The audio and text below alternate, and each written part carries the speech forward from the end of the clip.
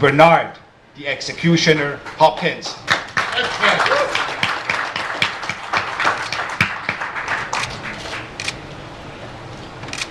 First, I'd like to confess to Richard about it ain't 4 hours. I want him to come so bad. It's really 6. So I'll pay for the extra 2 hours for gas if anybody go up there. All right, I won't sign a contract. But first of all, I'd like to thank everybody, and I also like to say one thing to the media and the people most of y'all have been following me for many years. The ups and downs and the good and whatever else in the middle. Pay attention. I don't want to pick on them, but in a good way, to Tom Hauser, to the Tim Smiths, the guys that's been around just as long as I've been boxing, even a little bit more longer. Is that because I know what this means to me. Yeah, we got to talk, we got to hype the fight up, we got to do all this, but I fight for different reasons, y'all. And trust me, I mean, to me, making another buck or doing this and all that, there's nothing wrong with that, but trust me, I don't need to box for money. I'm fine. Very fine. But it's something in my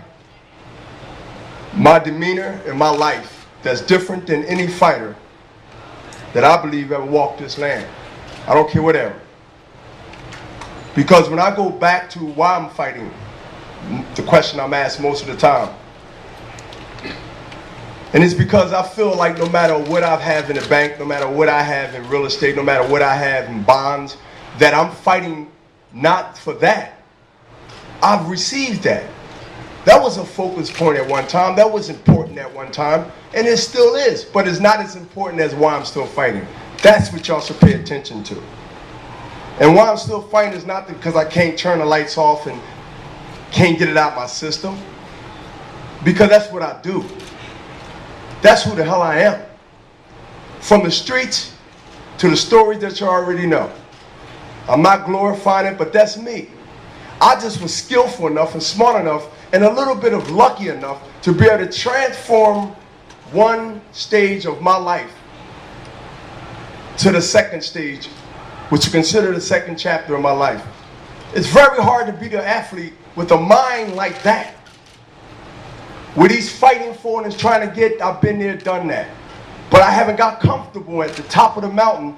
That's the reason those 20 defenses was made. That's the reason that a decade went by and I slayed everybody that came in front of me.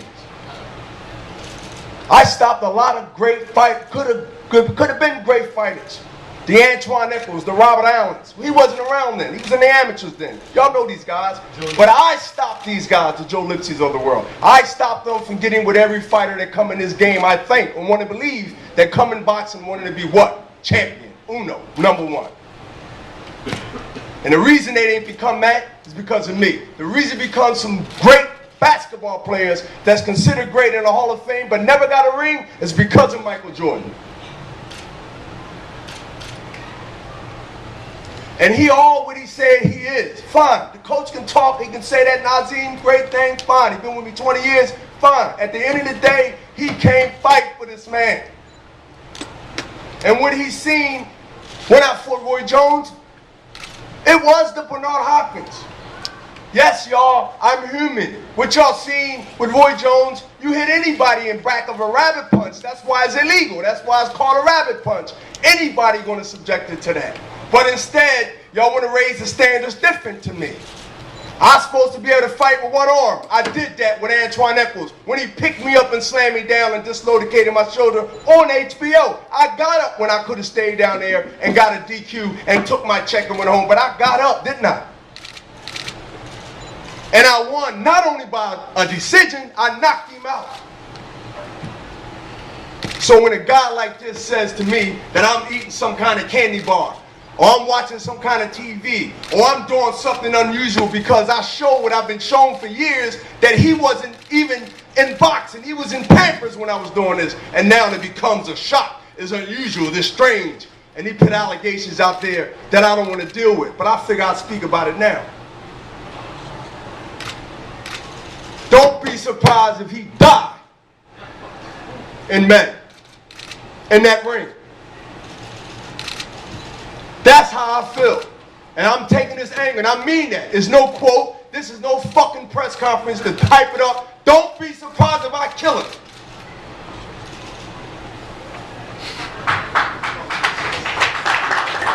Thank you, Yvonne.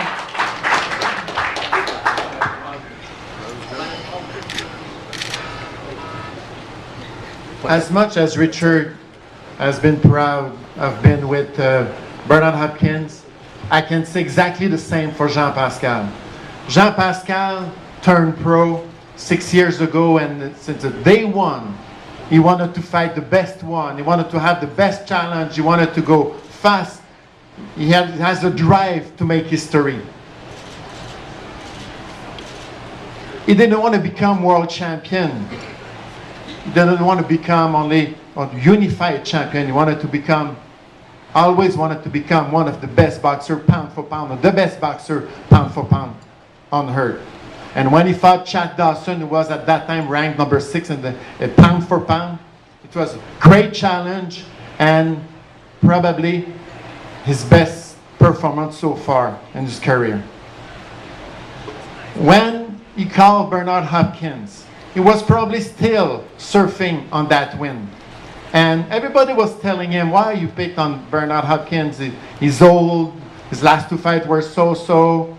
Yes, because Bernard was the star of the division, and Jean wanted to show that he could beat anybody in the division.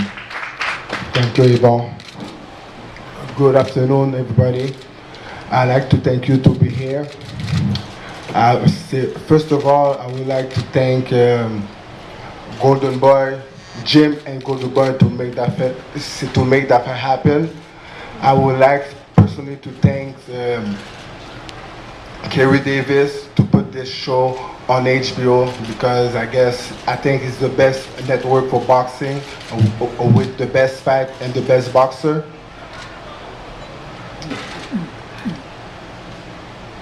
I fought Bernard Hopkins December 18, and that was a hell of a fight.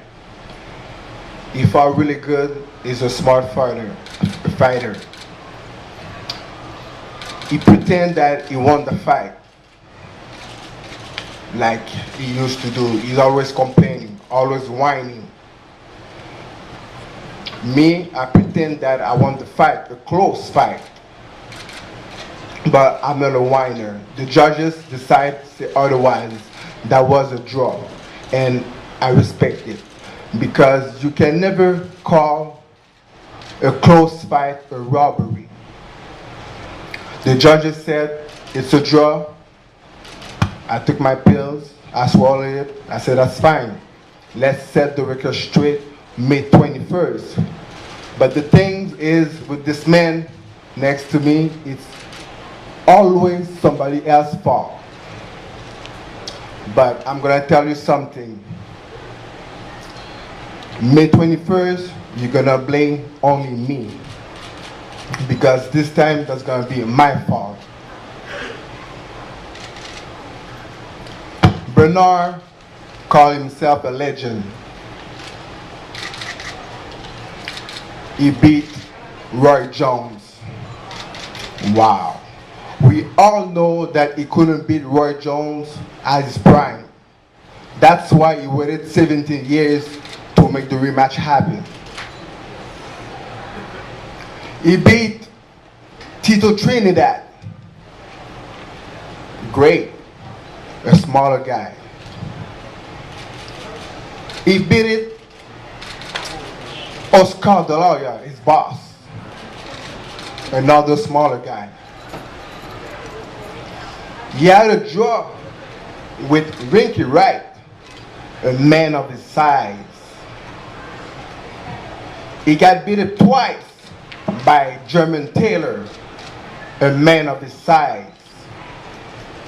And one more time, he got another draw with me, a man of his size.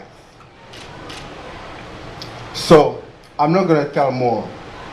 Bernard, I'm gonna be ready for May 21st. We had a lot of discussion. He came to my country. He disrespect me in my country. He put his hands on me. He disrespect my people, my countrymen, my fans, and this is unacceptable. He's a legend. He should lead by example. And this is not promotional.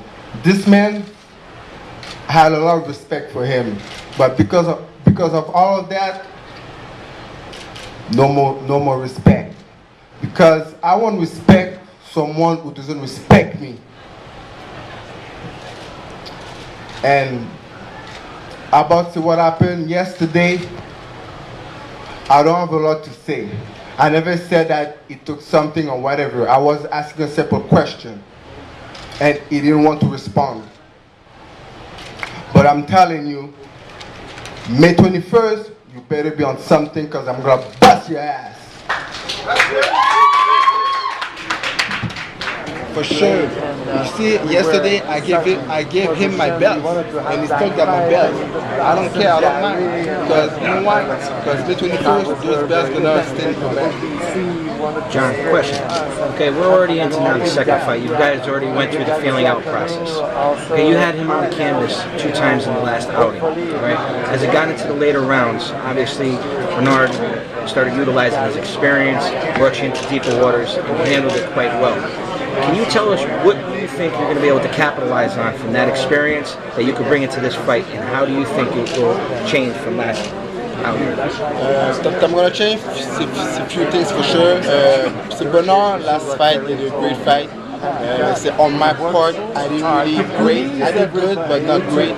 And that's why I guess the judges decided that was a draw. But this time I'm gonna change a few things, and I know I'm a better fighter. You can try to talk, do whatever you want to do, but at the end of the day, I'm the younger guy. I got more skill than him, and for my next fight, I'm gonna have one more thing on my side, more experience, and I'm gonna use it. John, one question I do have. You obviously got under Bernard's skin and made some points in the mental game battle with Bernard. The only thing is, Bernard has a history of channeling his anger in a positive direction and being able to focus in the ring while inflicting pain. Does that cause you any concern now, being as angered as he is today? No, because I'm angry either also. So I can't wait for May 21st. And like I said, there's no time to talk anymore, and let's set the record straight on the ring on May 21st on HBO. And do you have any predictions? We're gonna have a heck of a fight, better than the last one. We wish you a lot of luck.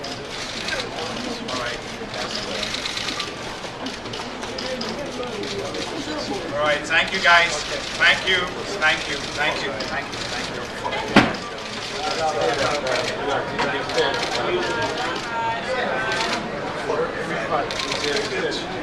You say something about the shirt.